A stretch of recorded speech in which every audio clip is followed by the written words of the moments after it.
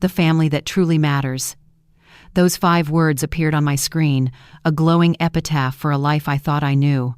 They were nestled beneath a photograph of my daughter-in-law, Diana, her smile as bright and cold as a winter Sunday. She stood beside my son, Michael, and her mother, Susan, forming a perfect, impenetrable triangle of belonging. I, Lillian Voss, the woman who had raised him, who had stitched his scraped knees and his heartbreaks back together, the one who had built an entire world from flour and sugar and sheer force of will, had been deleted, erased from the family narrative with the casual cruelty of someone wiping a smudge from a pristine window. My fingers, gnarled from decades of labor, trembled over the keyboard as I composed my reply. It was a message of only 2 words, a quiet declaration of war disguised as a pleasantry. Good luck. I had no idea that this simple phrase, typed in the dim light of my own living room, would unleash a tempest that would not just shake the foundations of our family, but shatter them completely. An hour later, the quiet of my home was ripped apart by the sound of Michael's frantic shouting. "Mom, what did you do? The lawyer just called me." He was talking about the house, the properties, everything. His face, usually so full of life and color, was as pale as bleached bone. His hands, the same hands I once held as he took his first steps, were shaking as he held out his phone, its screen a chaotic mess of missed calls from the bank, from attorneys, from a world that was suddenly crumbling around him. In that moment, watching the panic bloom in his eyes, I felt a cold, hard certainty settle in my chest. My revenge had just begun. But to understand the depth of that moment, to comprehend how a mother could orchestrate the systematic dismantling of her own son's life, you must understand how we arrived at that breaking point. You must travel back with me. My name is Lillian Voss, and I am 63 years old. My story is not one of inherited wealth or easy fortune. It is a testament carved from grit and sacrifice. It began when I was just 16 years old. Pregnant and utterly alone, abandoned by the boy who had promised me forever. I stood on a street corner in Portland, Oregon, with a small card table and a stack of homemade apple pies, their scent a sweet beacon of hope in a world that had turned cold and gray. With every dollar I earned, I did not buy frivolities. I bought more flour, more apples, more hope. That small pie stand became a local legend, and with time, dollar by patient dollar, I built a small but formidable empire. 3 rental properties, fully paid for, and a bank account that afforded me a quiet, comfortable life. A legacy built not for myself, but for the boy I raised alone. For Michael. Everything I had, everything I was for him, and that carefully constructed world began to fissure on a Sunday in March, the day Michael brought Diana home. The rich, savory aroma of my slow-cooked beef stew, a recipe passed down through generations, filled the house. It was a smell of welcome, of comfort, of home. Then I heard it, a sound that cut through the warmth like a shard of ice, the sharp, arrogant click-clack of high heels on my polished hardwood floors. It was a sound that announced an arrival, but also an invasion. She appeared in the doorway of my kitchen, a vision in a tight red dress that seemed poured onto her frame. Her smile was a perfect, practiced curve, but it never reached her eyes. Those eyes, cool and calculating, sized me up in a single, sweeping glance that left me feeling like an item in an antique shop being appraised for its worth and found wanting. "So, you're the mother-in-law," she said. Her voice was smooth as silk, but her hand, when she extended it, was as cold as a marble statue. There was no warmth, no kindness, no polite fiction of being pleased to meet me. She had not greeted a person. She had labeled an obstacle, the mother-in-law, another piece of furniture to be navigated in her new life. I looked down at her hand. Her long, immaculate nails painted a blood red, a stark and painful contrast to my own. My hands were a roadmap of my life. The calluses from kneading dough, the faint scars from kitchen knives, the wrinkles from years of worry and work. They were the hands that had built everything my son now took for granted.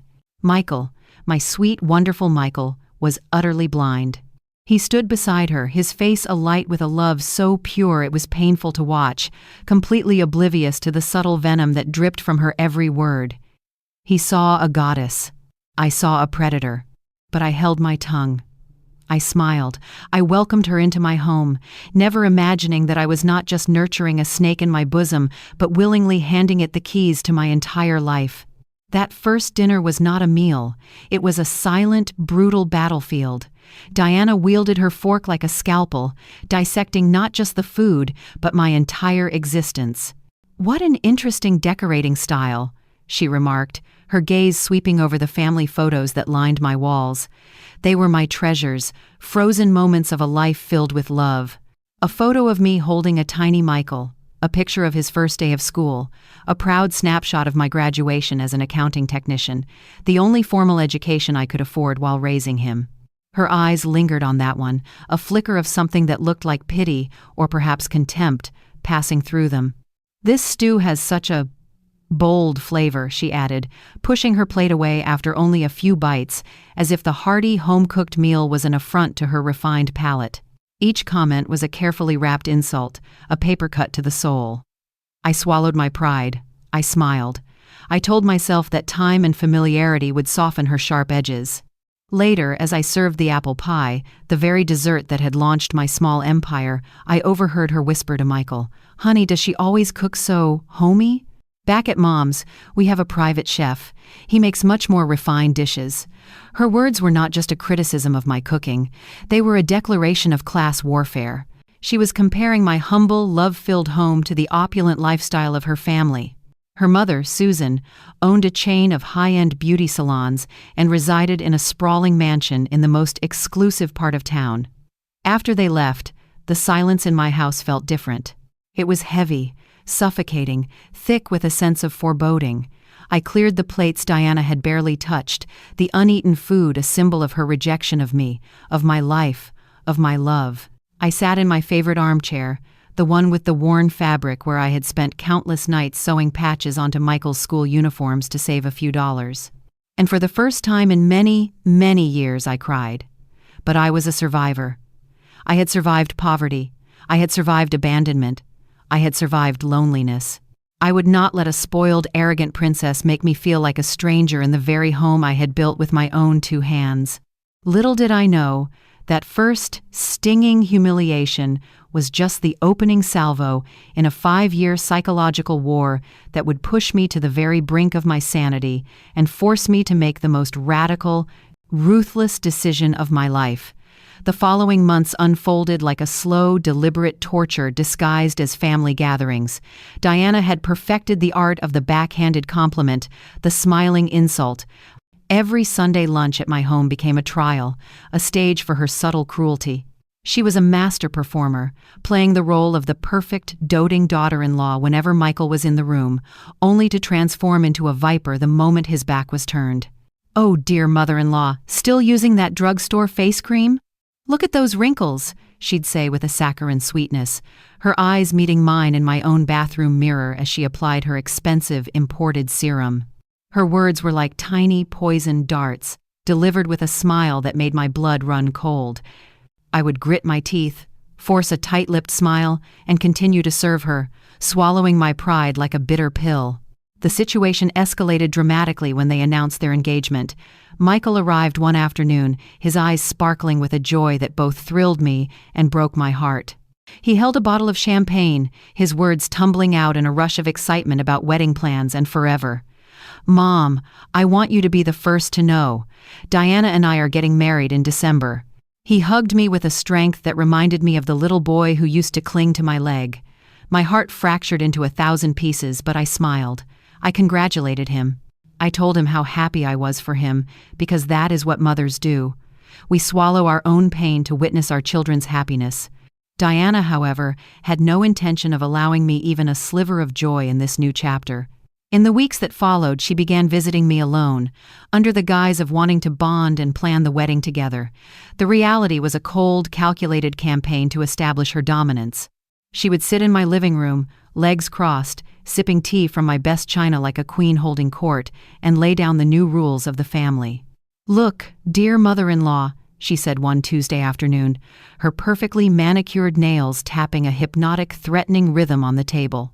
"I know you've been alone with Michael for all these years, but things are going to change. A married man needs his space. His wife needs her privacy.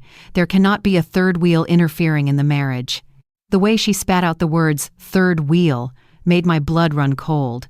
I tried to explain that I had never interfered in Michael's life, that I had always respected his choices. But she cut me off with a wave of her hand. "Oh, I'm not saying you're doing anything wrong on purpose. It's just, well, you know how men can be, so attached to their mothers, and that can cause problems in a marriage, can't it?" Her words were acid, dissolving the years of love and trust I had built with my son. The wedding planning was a masterclass in exclusion. When we went to shop for her wedding dress, she and her mother, Susan, sequestered themselves in the main viewing area, leaving me in a small chair in the corner like an unwanted piece of luggage. "This is a mother-daughter tradition," Susan said, her smile dripping with condescension. "I'm sure you understand." I sat there for 3 hours, a silent, invisible ghost, watching another woman take my place in one of the most important moments of my son's life. The ultimate humiliation came when they toured the wedding venue. Michael had insisted I come along, but when we arrived, Diana feigned a dramatic, theatrical surprise. "Oh, honey, I didn't realize you had invited your mom. We had agreed it would just be the 3 of us," she said, gesturing to herself, Michael and Susan. "But she can come along, of course. Though she won't have much of a say, since we've already decided on everything." I was no longer a mother. I was a spectator at the premiere of my own son's new life, a life in which I had been relegated to a minor supporting role. On the day of the wedding, Diana ensured I was practically invisible. Every time the photographer tried to capture a moment with me and my son, she would materialize with a syrupy, sweet request. "Dear mother-in-law, could you please check if the guests at table 7 have enough water? These little details are so important, you see." I would obey like a member of the catering staff, while Susan would slide into my place, her arm linked through Michael's, preserving a family portrait from which I was conspicuously absent.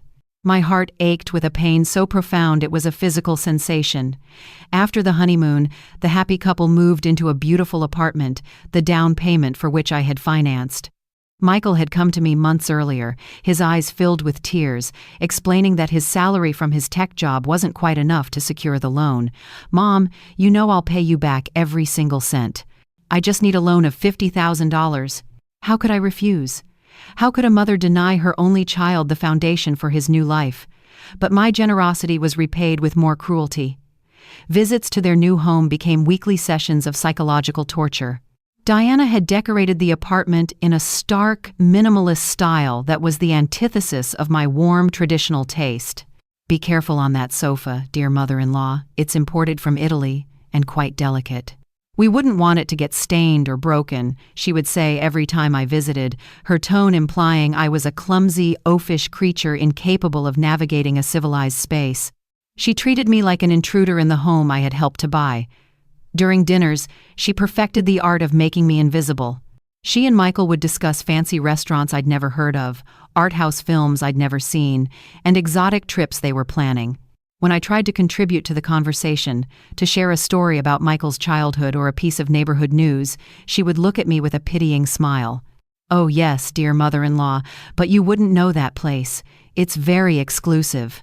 Her words were not loud, they were not overtly cruel, but they were a constant, corrosive drip of condescension that Michael, in his love-struck haze, never seemed to notice. The final, devastating blow, the one that set the stage for my ruin, came when Diana began to influence Michael's financial decisions. He arrived at my house one evening, his expression a strange mixture of excitement and anxiety. He carried a leather-bound folder. "Mom, Diana and I have been doing a lot of thinking. You're getting older and we're worried about you. We want to ensure your financial security for the future." His words were a soothing balm, but the proposal that followed was a dagger to the heart. "What if you put the properties in my name? That way, if anything happens to you, we can avoid any legal complications, any probate issues. It's just a formality, really. It will make things simpler for everyone in the long run." It was Michael's voice, but the words, the cold, calculating logic, were pure Diana. That night, after he left, I sat alone in the profound silence of my house, and a terrifying realization washed over me. I had raised a stranger. The boy who once wept when I pricked my finger while sewing was now asking me, with a calm smile, to hand over the fruits of my entire life's labor. Everything I had built, every pie I had sold, every sleepless night I had endured, all to be signed away with the stroke of a pen. But a mother's love is a powerful, blinding force, Against every screaming instinct in my body, against all reason and logic, I told myself he was right. I told myself he was just trying to protect me. A few days later, I sat in a sterile lawyer's office and signed the papers he placed in front of me, transferring the deeds to my 3 properties into his name. I was trusting my son not to hurt me. On that day, with my own hand, I dug my own grave. It would just take me a few more months to realize the horrifying depth of my mistake. Diana's words sliced through the air, colder and sharper than any knife. My daughter-in-law, the woman who now effectively controlled my entire estate, was calmly plotting to use a future grandchild, a child that did not even exist yet, as a weapon to banish me from my own home. Her cruelty was not passionate or impulsive. It was a cold, calculated strategy, laid out with the precision of a corporate takeover. That chilling revelation terrified me, but it also did something else. It ignited a fire within me, a steely, white-hot determination I hadn't felt in years. The part of me that had survived abandonment and poverty, the part that had built an empire from nothing, roared back to life. If she could plan my destruction with such ruthless efficiency, then I could plan my defense with equal, if not greater, resolve. The game had changed. This was no longer about hurt feelings or petty insults. This was a war for my survival, for my legacy, for my very identity. That same night, while the house was dark and silent, I slipped into the bathroom, the only place I felt truly alone, and made a call. I clutched my cell phone with a hand that no longer trembled with fear, but with a newfound purpose. "Elias," I whispered, my voice barely audible. "We need to accelerate things. This situation has become untenable." Elias Vance was my lawyer, a sharp, empathetic man who had been quietly reviewing the transfer documents for weeks, searching for any legal loophole, any procedural flaw that could invalidate the contracts I had so foolishly signed. "Lillian, I have good news," he replied, and for the first time in what felt like an eternity, a genuine flicker of hope ignited in my chest. His voice was a lifeline in a raging sea of despair. We found several significant irregularities in the contracts. First, there was no mandated cooling-off period, which is legally required for transfers of this magnitude. Second, the restrictive clauses and future implications were not clearly and adequately explained to you at the time of signing. And third, and this is the most powerful argument, we have a strong case that you signed under extreme emotional duress due to persistent family pressure. My heart hammered against my ribs, a frantic drumbeat of possibility. It was a long shot, but it was a shot. "What do I need to do?" I asked, my mind already racing. "Keep documenting everything, Lillian," Elias instructed, his tone firm and methodical. "Every insult, every act of humiliation, every instance where they make you feel like a prisoner in your home. We need to build a comprehensive record of the degrading conditions they are forcing upon you on your own property, and if possible, record your conversations, legally, of course. Make sure you are a party to the conversation." Over the next few weeks, I transformed. The grieving, downtrodden mother-in-law vanished, replaced by a clandestine operative. I purchased a tiny digital voice recorder, so small it could be hidden in the pocket of my apron, and it became my constant companion, a silent witness to the daily poison I endured. The first recording I captured was a gut-wrenching masterpiece of cruelty. Diana was on the phone with her mother, Susan, their voices intertwined in a gleeful conspiracy as they planned the glorious future of their new house, my house, once they had successfully disposed of me. "Mom, I have it all figured out," Diana said, her voice dripping with cold, confident malice. "As soon as I'm pregnant, we'll tell the old lady that the baby needs a peaceful, quiet environment, and her constant presence is causing too much stress for the mother-to-be. If she puts up a fight, we'll gently remind her that she has absolutely no legal rights to the house anymore, and if she still refuses to leave, we'll threaten her with a restraining order for family harassment. It's foolproof."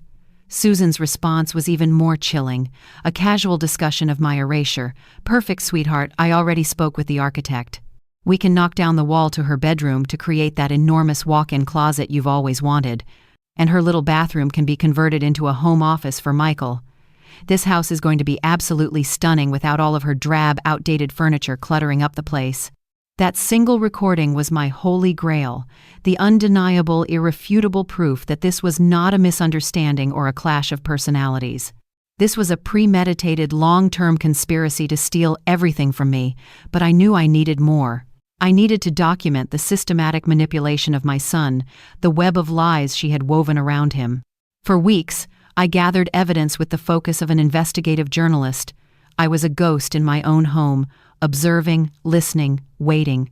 One afternoon, while Diana was in the shower, her phone lay on the kitchen counter, left with a carelessness born of supreme arrogance. My heart pounded as I picked it up. My hands shook, not with fear, but with a potent mix of rage and adrenaline. What I found took my breath away. In a text thread with a close friend, she had detailed her entire strategy, a vile playbook for dealing with the clingy, toxic mother-in-law. The messages were a horrifying window into the depths of her depravity. "Girl, I swear this old woman is driving me insane, but I'm almost at the finish line." "Mission accomplished," Diana had written, punctuating the message with a champagne bottle emoji. "Michael is completely on my side now. I've successfully convinced him that his mom is controlling and manipulative. The next step is the pregnancy. Once I'm expecting, I'll play the fragile mother card. I'll say I need peace and quiet, and for the baby's sake, she's gotta go. It's the perfect, guilt-free exit plan for her." I quickly snapped photos of the texts with my own phone, each image a nail in her coffin. Each message was a confession, a testament to her calculated cruelty. Diana was not just selfish or unkind. She was a master manipulator, a sociopath who had studied my son and me, identified our weaknesses, and exploited them with surgical precision. The most devastating piece of evidence, however, came to me by pure chance, a gift from the universe. It was a Sunday afternoon, and Michael had stepped out to run an errand. Diana, believing I was taking a nap in my room, took a phone call in the living room. She was unaware that I was in the kitchen just a few feet away, my tiny recorder running silently in my apron pocket. "Yeah, Grandma, it's almost all settled," Diana chirped, her voice a sugary confection of sweetness. "Michael is like putty in my hands. He does whatever I say." I managed to get the house transferred into his name, but what he doesn't know is that when we divorce, I automatically get half of everything. Old Lady Lillian worked her entire life to build this estate, and now it's going to be mine. Her next words were the ones that froze the very blood in my veins, the ones that turned my quest for justice into a quest for total, unconditional revenge. "No, Grandma, I never planned on staying with Michael forever. He's spineless, really. No ambition, but he was the perfect, easy mark to get what I wanted. Once everything is legally locked down and secured, I'll file for divorce, take my half, and finally marry someone who is actually on my level." That confession was the final catalyst. This was no longer just about me. Diana hadn't just humiliated me and stolen my home.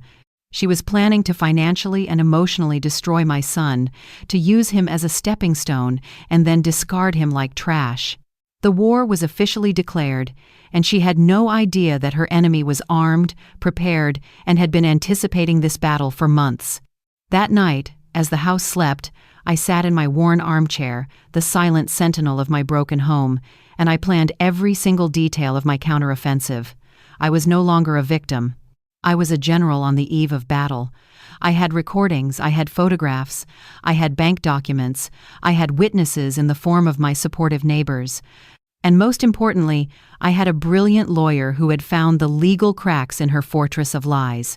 My revenge would unfold in 3 perfectly coordinated phases, a symphony of destruction set to be triggered by Diana herself. The final months of preparation were a masterclass in self-control. Through October and November, as the leaves turned brittle and fell from the trees, Diana escalated her psychological warfare. She no longer bothered with the pretense of politeness, especially when Michael was not around. Her contempt for me was a palpable thing, a toxic cloud that filled every room. One Tuesday morning, as I stood at the sink washing the breakfast dishes she had deliberately left for me, she sauntered into the kitchen, leaning against the counter with an air of smug ownership. "Dear mother-in-law, I have a proposal that I think you'll just love," she said, her voice laced with that familiar poisonous sweetness. "My mother knows of this gorgeous retirement community. It has lush gardens, social activities, everything you could want for people your age. Don't you think you'd be so much happier there, surrounded by people who share your interests?" The phrase "people your age" was delivered like a death sentence, a casual dismissal of my entire being. I met her gaze in the reflection of the window over the sink, my expression calm and unreadable. "Diana, this is my home. It contains my memories, my history, my entire life. I am not going anywhere." She laughed, a short, sharp sound devoid of any real humor. "Oh, dear mother-in-law, you still don't get it, do you? This isn't your house anymore. Legally, it belongs to Michael. And since Michael is my husband, that makes me the lady of the house. I am in charge now." Her words were meant to be a slap, a reminder of my powerlessness, but instead they fueled the fire of my resolve. They were a gift, another piece of evidence for my growing arsenal. That very afternoon, I met with Elias at his downtown office. He had been working tirelessly, and the look on his face told me he had something significant. "Lillian, we found the smoking gun," he said, a triumphant smile spreading across his face. "The definitive evidence. The documents you signed have irregularities so severe that any competent judge would declare them null and void. Combined with your recordings, which clearly prove you were a victim of sustained psychological abuse and family manipulation, our case is airtight." My heart soared. I flipped through the thick dossier he had prepared, a meticulously organized chronicle of my suffering.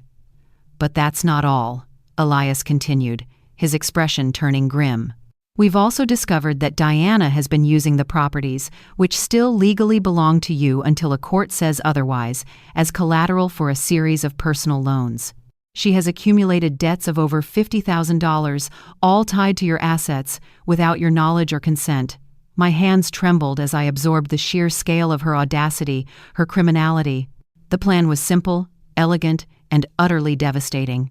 We would file a comprehensive lawsuit for contract nullification, breach of fiduciary trust, psychological manipulation, and the fraudulent use of assets. But the timing had to be perfect. "We need a public trigger," Elias explained, his eyes sharp and focused. "Something undeniable that showcases Diana's cruelty and contempt for you.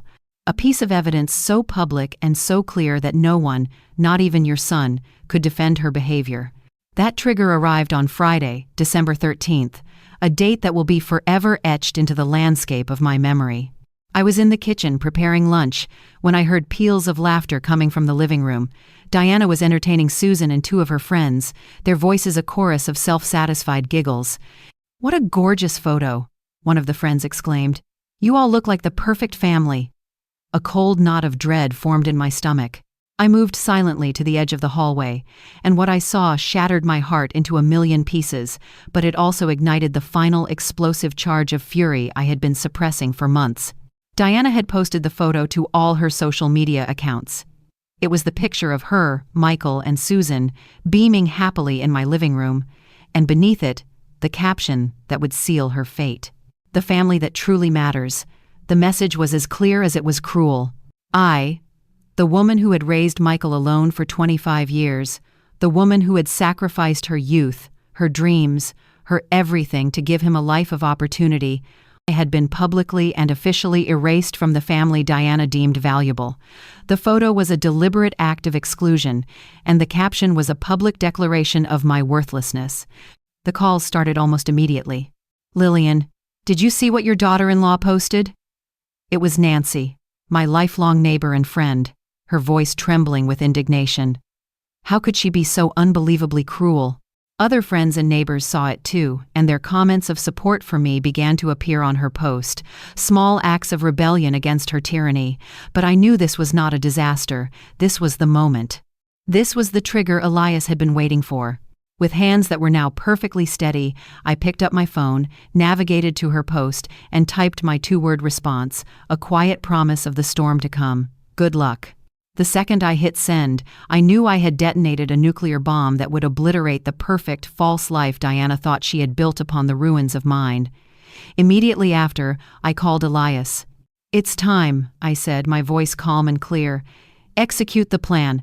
It just happened. We have exactly what we needed." My lawyer, who had been on standby for weeks, did not hesitate. "Perfect, Lillian. Within the hour, all the necessary legal documents will be filed and set in motion." The property transfers will be legally challenged and voided, the bank accounts associated with them will be frozen by court order, and we will begin the process of immediate recovery of all your assets. As Elias unleashed the legal machinery, I braced myself for the fallout. I knew that within hours, Michael would receive a series of calls that would systematically upend his entire world.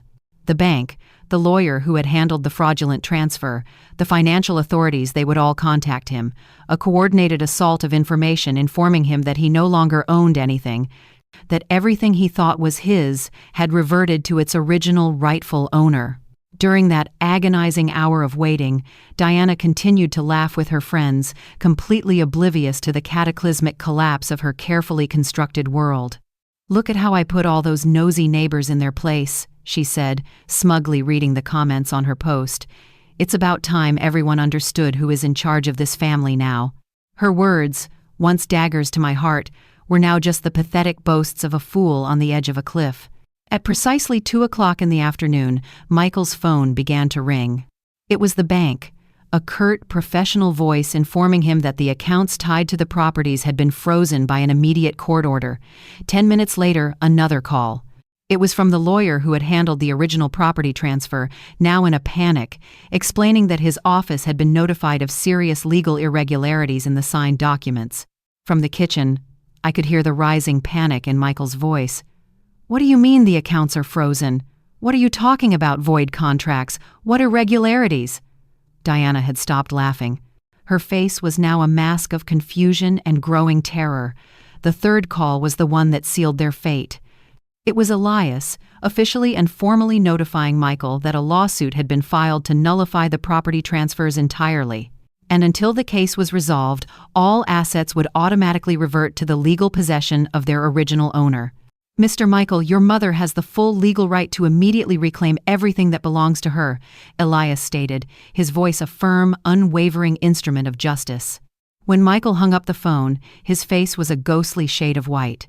His hands were shaking uncontrollably as he looked at Diana, searching for answers she could not possibly provide.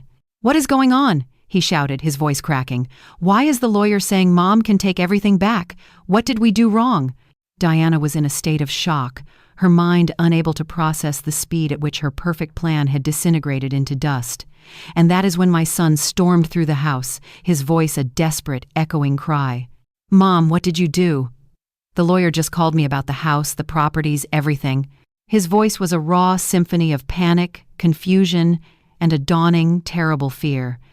At that moment, as he stood before me, broken and desperate, I knew my revenge was no longer a plan. It was a reality, and nothing in that house, my house once again, would ever be the same. "Mom, please, just tell me what's happening," Michael pleaded, his voice choked with unshed tears. He knelt by my armchair, the same way he used to as a small boy after breaking a precious vase or a dinner plate, his eyes wide with a mixture of fear and a desperate need for forgiveness. But this time, what was broken was not an object that could be glued back together. It was trust. It was respect. It was the very fabric of the family I had woven with my own love and sacrifice, a fabric they had systematically shredded. I looked at him, my expression unyielding, fortified by the calm that comes only from years of silent suffering and the absolute certainty of doing the right thing. "Son, sit down. It is time for you to know the entire truth," I said, my voice steady as stone. I gestured to the couch, the same couch where we had spent countless hours watching movies and sharing secrets when he was a boy. Diana started to move toward him, a protective, manipulative instinct kicking in, but I stopped her with a single, cold look that brooked no argument. "You will sit down as well, Diana. This concerns you most of all." From a bag beside my chair, I retrieved a thick, heavy folder. It was my dossier of pain, the culmination of months of secret work. It contained everything: photographs of her text messages, transcribed recordings of her conversations, copies of the bank documents detailing her secret loans, and a meticulous timeline of every humiliation, every insult, every calculated cruelty I had endured for the past 2 years. "Michael, I want you to look at this first," I said, handing him a printed screenshot of a text message. It was the one where Diana casually discussed her plan to use a future pregnancy as an excuse to kick me out of my own home. Michael's face crumpled as he read the words. His eyes, wide with disbelief, darted back and forth across the page, and with each line, his expression shifted from confusion to a dawning, sickening horror. "Diana, what is this?" he asked his wife, his voice a trembling whisper. But she sat frozen, silent, her face paler than the cream-colored walls of my living room. "That is nothing compared to this," I continued, my voice relentless. I handed him the printed transcript of the recording where Diana confessed her grand plan to divorce him as soon as she had secured her half of my life's work. "Read it, Michael. Read it out loud. I want you to hear the words of the woman you claim to love, spoken in your own voice." My son's hands shook as he took the paper. He began to read, his voice cracking, stumbling over the brutal, mercenary words. "Michael is like putty in my hands. He does whatever I say. I never plan to stay with him forever. Once everything is legally locked in, I will divorce him, take my half, and marry someone on my level." Each word he spoke was a hammer blow, shattering the carefully constructed illusion of the wife he thought he knew. Diana finally broke her silence, her voice laced with the same practiced, manipulative charm she had used for years. "Honey, that's not true. I never said those things. Your mother is making it all up. She's twisting things to tear us apart. Can't you see? She's jealous of our love, of our happiness." But her words, once so powerful, now sounded hollow and desperate, the last frantic gasps of a cornered animal. I simply reached for my phone, which was connected to a small Bluetooth speaker on the side table. I pressed play.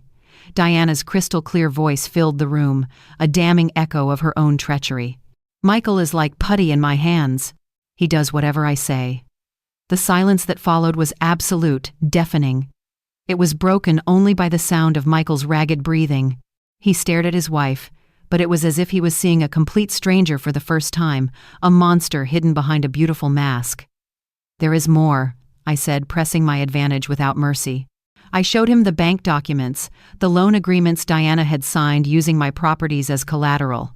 "Your wife has been accumulating debt to fund her lavish lifestyle. She owes over $50,000, a debt she was planning to pay off after selling my home." The numbers on the page were cold, hard facts, as undeniable as steel. Michael stood up and walked to the window, turning his back on both of us. His shoulders shook with silent, racking sobs. "How could I have been so blind?" he murmured, his words fogging the glass. "How could I have let her treat you this way, Mom? How could I have been so stupid?" His pain was real, I could see that, but it was a pain born of his own willful ignorance, and I was not finished. The final blow, I knew, would be the most devastating of all. I pulled out the transcript of the final recording, the one where Diana and her mother, Susan, cheerfully planned to demolish my bedroom to build a walk-in closet. "Listen to this, son.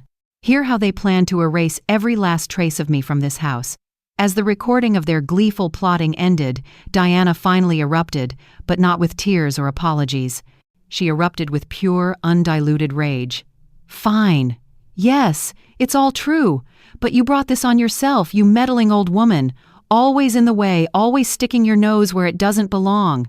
Michael needed a wife, not a second, controlling mother. Her vicious words were a confession, a final confirmation of everything I already knew. But hearing them spoken aloud, without the mask of civility, was strangely, wonderfully liberating. "Thank you for your honesty, Diana," I replied, my voice calm, a calmness that seemed to infuriate her even more. "Now, Michael can finally see exactly who you are," she exploded. "I don't care what he thinks. I deserve better than this outdated house and this mediocre family. Michael is a spineless loser, and you are a bitter old hag who doesn't know when to let go." Her mask had not just fallen, it had been completely vaporized, revealing the venomous snake she had been all along. Michael turned from the window, his movement slow and deliberate, and for the first time in 5 long years, I saw in his eyes the fire of determination he had inherited from me. "Diana, I want you out of this house. Right now. I never want to see you again." His voice was firm, clear, and completely devoid of the weakness that had defined him for so long. "You're kicking me out?" Diana screamed, her voice shrill with disbelief. "This is my house! I am your wife. You can't do this to me." But Michael's decision was absolute. This was never your house. This is my mother's house. The house of the woman who sacrificed everything for me while you did nothing but plan my destruction. Get out. Now. Before I call the police. Diana looked around the room like a caged animal, desperately searching for an escape route, for one last card to play. She tried to approach Michael, her face contorting into a mask of tearful remorse. Honey, please, we can fix this. I do love you. I do. Everything I said was just out of anger. We can start over, just the two of us, without your mom in the way. But my son was no longer the easily manipulated puppet he had once been. No, Diana, it is over. You have lied to me, you have stolen from my family, you have humiliated my mother, and you plan to betray me from the very beginning. There is nothing left to fix. His voice echoed with a strength I had not heard since he was a young man, full of conviction and certainty. Just then, the doorbell rang, a sharp, clear chime that cut through the thick tension in the room. It was Elias, my lawyer, and with him stood a uniformed police officer. Miss Voss, we are here to formalize the recovery of your properties and to officially serve notice of the nullification of the fraudulent contracts, Elias announced, his voice a calm beacon of legal authority. The officer held a sheaf of legal documents that represented the final crushing blow to Diana's world. Miss Caldwell, the officer said, his tone professional and detached.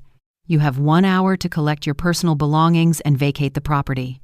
Any attempt to remain beyond that time will be considered trespassing. The words hit Diana like a physical blow, a social death sentence. Her eyes, filled with pure, unadulterated hatred, darted from me to Michael to Elias. This isn't over, she hissed as she stormed up the stairs to pack her things. You have no idea who you're messing with. My family has connections, we have lawyers, we have influence. I will take back everything that is mine. Her threats sounded like the desperate roars of a defeated beast. From upstairs, we could hear the violent sounds of drawers being yanked open, clothes being thrown into suitcases, objects crashing against the walls. Diana was destroying what she could not take, a final, childish act of impotent rage. But I no longer cared. Objects could be replaced. Dignity and respect, once lost, were far harder to reclaim. When Diana finally came downstairs, dragging 2 large suitcases behind her, she was a shadow of the elegant, manipulative woman who had entered my home 5 years ago. Her perfect hair was disheveled, her expensive makeup was smeared by angry tears, and her emerald green dress was wrinkled and stained. She looked like an actress stumbling off stage after a disastrous final performance. Michael, please, think this through, she tried one last time, her voice dripping with the syrupy sweetness she had perfected over years of practice. This is all your mother's fault. She is tearing us apart because she cannot stand to see you happy with another woman. Don't you see? She is playing with your mind. Her desperate words bounced off Michael's newfound resolve like raindrops on a steel door. For a fleeting moment, I felt a flicker of fear that her emotional manipulation might work one last time, but the man standing before me was not the same man from an hour ago. Diana, it doesn't work anymore. You cannot brainwash me with your lies. I have seen the proof. I have heard the recordings. I know exactly who you are, and I know what you plan to do to me. The police officer checked his watch with a professional, almost bored impatience. Ma'am, you have 15 minutes remaining to leave the property. His words were a brutal, final reminder that her time in my world, in my house, was officially over. She took one last look around the living room she had so arrogantly redecorated to her own tastes, as if committing every detail to memory. Fine, she said at last, her voice cracking but still laced with venom. I'm leaving. But know this. This is not over. I will sue you for defamation, for psychological abuse, for conspiracy. She pointed a trembling, accusatory finger at Elias, who simply smiled, the calm, confident smile of a man holding all the winning cards. Miss Caldwell, Elias replied calmly, I would strongly suggest you consult with your attorneys before making any legal threats. We currently have more than enough evidence to pursue criminal charges against you for fraud, financial manipulation, and psychological abuse. Any attempt at legal retaliation on your part will only worsen your already precarious situation. The smirk vanished from Diana's face, replaced by a dawning horror as she realized the true extent of her defeat. She had no legal ground to stand on. She dragged her suitcases to the front door, but paused at the threshold for one final parting shot. "Lillian, you are a bitter, manipulative old woman. You have torn my family apart, but Michael will realize his mistake. When he is all alone and depressed, he will remember how happy he was with me, and by then, it will be too late." Her words were meant to be a final wounding blow, but they only sounded pathetic. "Diana," I replied, rising from my armchair with all the dignity I had reclaimed, "I did not tear anyone apart. You unmasked yourself with your own words and your own actions. Michael is not losing a wife today. He is freeing himself from a con artist who saw him as nothing more than a means to an end." My voice was steady, imbued with a strength I thought I had lost forever. Diana glared at me, her eyes burning with pure hatred. "You know nothing about real love. You're just a lonely, bitter woman who never got over her husband abandoning you. That's why you can't stand to see your son find happiness with someone else." Her jab about my husband was the lowest, most desperate blow she could land, but it no longer had the power to hurt me. My husband did not abandon me, Diana. He was killed in a car accident when Michael was 8 years old. But even if he had left, I would rather be a lone, dignified woman than a married con artist who was actively planning to betray her own husband, I said, my voice calm and clear. The look of genuine shock on her face confirmed that in 5 years, she had never once bothered to learn the true, tragic story of our family. Just then, a luxury SUV pulled up to the curb, its horn blaring impatiently. Susan had arrived, the matriarch coming to rescue her disgraced daughter. She stormed into the house, her face a mask of arrogant indignation, which quickly melted into confusion when she saw the scene before her. "What is going on here? Why does Diana have suitcases? Who are these people?" Her questions tumbled out in a rush. "Mom, the old lady set a legal trap for us," Diana wailed, her sobs now purely theatrical. "She's taken back all the properties and they're kicking me out." Susan turned to me, her expression a mirror of her daughter's inherited arrogance. "Miss Voss, this is outrageous. My daughter is a married woman. She has legal rights to this property. You cannot just throw her out on the street." Elias stepped forward, his presence calm and authoritative. "Miss Hensley, your daughter never had any legal rights to these properties. The transfer contracts have been declared void due to serious legal irregularities and evidence of coercion. Furthermore, we have uncovered substantial evidence that she used these properties as collateral for a series of unauthorized personal loans, which, I must inform you, constitutes a federal crime." His words hit Susan like a legal avalanche. Her arrogance evaporated, replaced by a stark, naked terror. "Federal crime? What are you talking about? My daughter would never do anything illegal." But her voice lacked conviction. It was clear she knew far more about Diana's financial schemes than she was letting on. "Miss Hensley," Elias continued, his voice relentless, "we also have evidence that you actively participated in the psychological manipulation of my client. The recordings include several conversations where you suggest specific tactics to pressure Miss Voss into abandoning her home." Susan's face turned white as a sheet. The officer checked his watch one last time. "Ladies, your time is up. You must leave the property immediately, or I will have no choice but to arrest you for trespassing." That was the final catalyst. Susan grabbed her daughter's arm, her grip like a vice, and dragged her toward the door. "This isn't over," Susan shouted from the doorway, her voice a shrill promise of a battle she had already lost. "We know important people. We have expensive lawyers. We will take back everything that is ours." But her threats were hollow, the last dying roars of a wounded lioness. "Miss Hensley," I replied, my voice carrying across the room with a calm that I knew would enrage them further. "Nothing here ever belonged to you. Everything you thought you had gained was acquired through deceit and manipulation. Now you are simply reaping what you have sown." My words followed them out the door and into the cold December air. From the living room window, we watched them climb into Susan's expensive SUV. Diana was sobbing hysterically, while her mother attempted to console her, likely already plotting their next move. But I knew with a certainty that settled deep in my bones that they had no legal ground left to fight on. Elias had constructed an ironclad case that would withstand any counterattack. When the SUV finally disappeared around the corner, a profound and complete silence descended upon my house. It was a different kind of silence than the one I had grown accustomed to over the past few years. It was not the oppressive, heavy silence of humiliation. This was a silence of liberation, of justice served, of dignity reclaimed. For the first time in a very long time, my house truly felt like a home again. Michael approached me, his eyes filled with a fresh wave of tears. "Mom, I don't know how to apologize for everything I put you through. I was blind. I was an idiot. I was a terrible son. I let that woman humiliate you in your own home. I let her treat you like a stranger, and I almost let her steal everything you ever built." His pain was genuine, a raw and honest first step on the long road to healing our shattered relationship.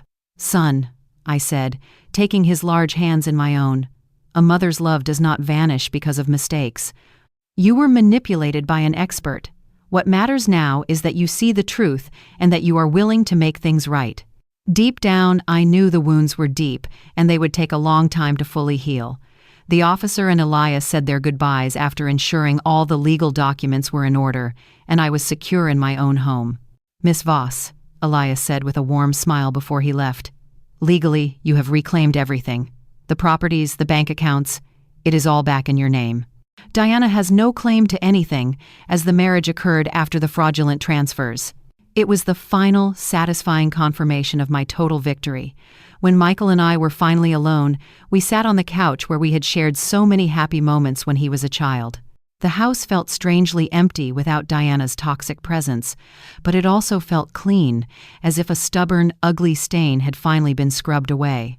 6 months after Diana's unceremonious eviction, my life settled into a new, quiet rhythm, a balance I never thought possible.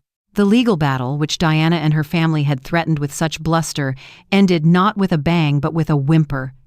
It was a total, unconditional victory for our side. The court not only dismissed Diana's frivolous lawsuit for marital assets and psychological damages, but it also ordered her to pay all of my legal fees and a substantial fine for attempted estate fraud. Elias had constructed a case so solid, so irrefutably documented, that her team of high-priced lawyers could find no crack in its foundation. News of her legal defeat and public humiliation spread through our community like wildfire. People who had once admired her polished elegance and supposed sophistication now spoke of her in hushed, cautionary tones. She became a local parable about the consequences of greed and deceit. "Truth always finds its way to the light," Nancy said to me one afternoon at the local market. That woman thought she was so clever, but she clearly didn't know who she was dealing with in Lillian Voss. Michael, in the wake of the storm, slowly began to resemble the man I remembered, the son I had raised before Diana's shadow had fallen over him. The divorce was finalized quickly and without complication, since she had no legal grounds to claim a single penny.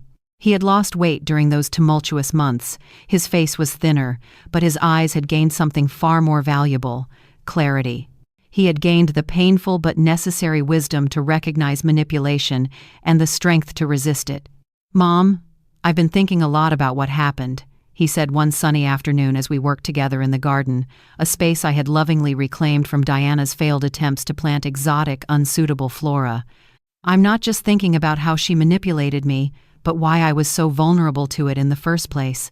His hands, now calloused from real work, carefully tended to the soil around the rose bushes I had planted when he was a boy.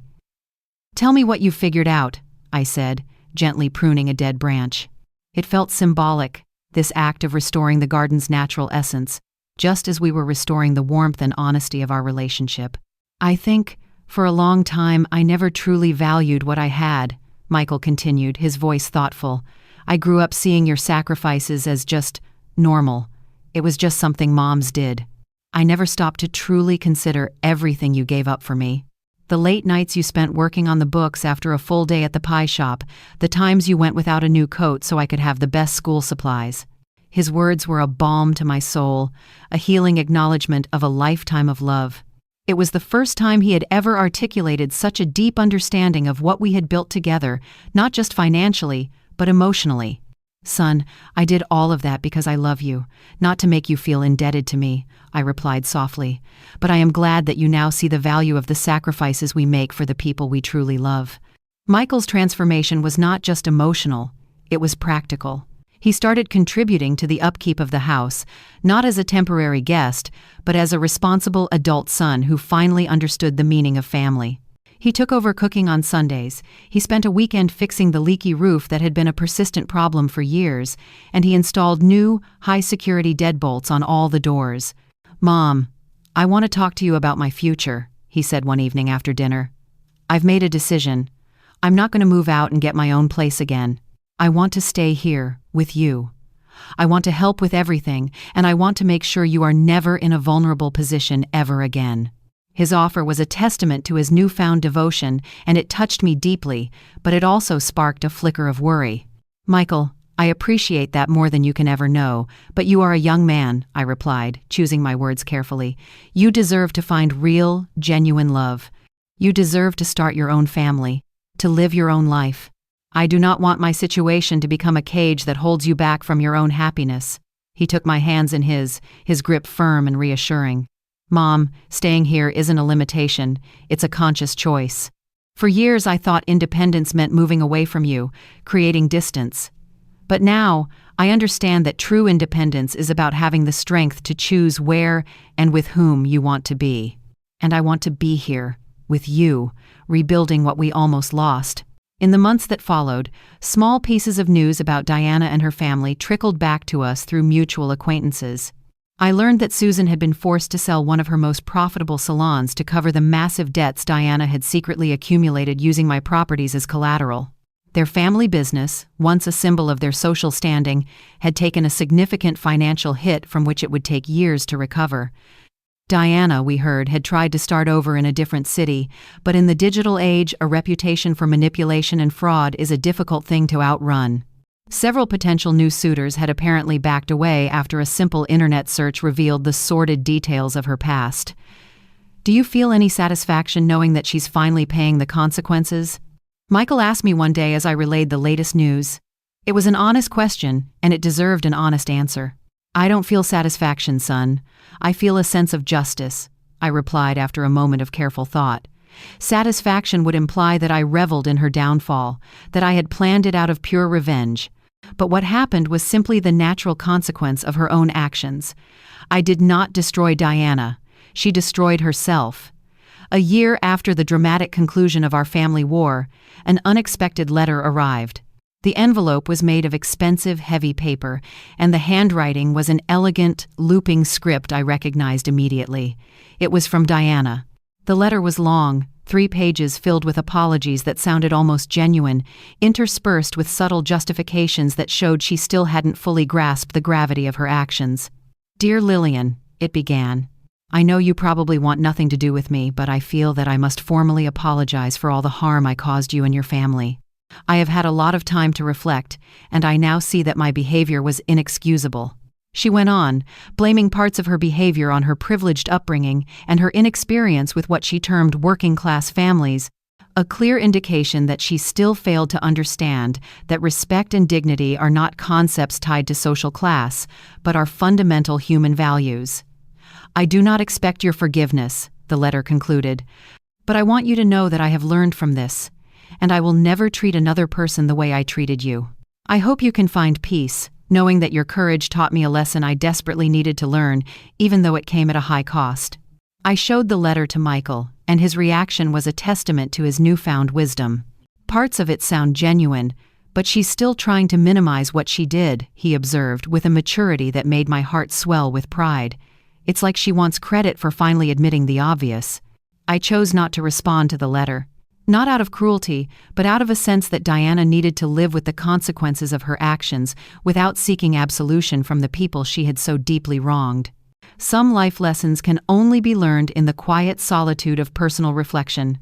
Today, as I write these words in my journal, my life has found a happiness and peace I never thought possible after so much pain. My house is a home again, filled not with tension and fear, but with mutual love and respect. My garden blooms with the roses and peonies I chose, and my kitchen once again smells of the hearty, home-cooked meals I love to prepare. My living room is decorated not with sterile modern art, but with the photographs and memories that truly matter. Michael has started dating a new woman, a wonderful elementary school teacher named Fiona. The difference between her and Diana is like the difference between sunshine and a cold, starless night. Where Diana entered my home like an invading general, Fiona arrives with a gentle humility and a genuine interest in our family's story. "Miss Lillian, could you teach me how to make that beef stew that Michael loves so much?" she asked me last Sunday. "I want to learn the recipes that are important to him, the ones that are tied to his childhood memories." Her words were music to my ears, the beautiful sound of a woman who understands that to love a man, you must also love and respect the people and the history that shaped him. In the end, Diana inadvertently did me a great favor. Her cruelty forced me to find a strength within myself that I did not know I possessed. It taught me to value my own dignity, and it showed me that it is never too late to stand up to abusers, no matter how powerful they may seem. And most importantly, it gave me back my son, not as the boy I had raised, but as the man he was always meant to be, our bond forged anew in the fires of adversity, stronger and more genuine than ever before. They thought they could destroy me, but they only succeeded in helping me build walls of self-respect that no one will ever breach again. And behind those walls, I now live a life filled with the profound peace that comes from valuing yourself as much as you value others.